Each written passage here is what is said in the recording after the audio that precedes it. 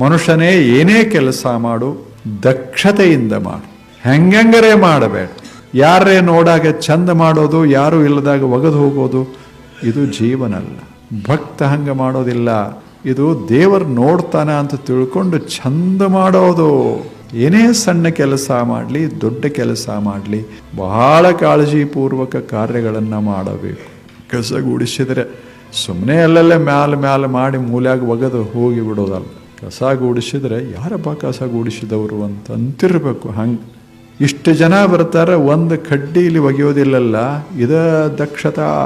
ಹೆಂಗೆ ಕೂಡ್ತೀರಿ? ಕೆಡಿಸ್ಲಾರ್ದಂಗೆ ಕೂಡ್ತೀರಿ, ಸಂತೋಷವಾಗಿ ಕೂಡ್ತೀರಿ, ಒಂದು ಈಟೂ ಕೆಡಿಸೋದಿಲ್ಲ. ಇದು ದಕ್ಷತೆ. ಹಿಂಗ ಜೀವನದಾಗ ಬರೋದದ. ಈ ಜೀವನಕ್ಕೆ ಚಂದಾಗಿ ಮನೆಯೊಳಗೆ ಇರೋದದ, ಸಮಾಜದಾಗ ಇರೋದದ.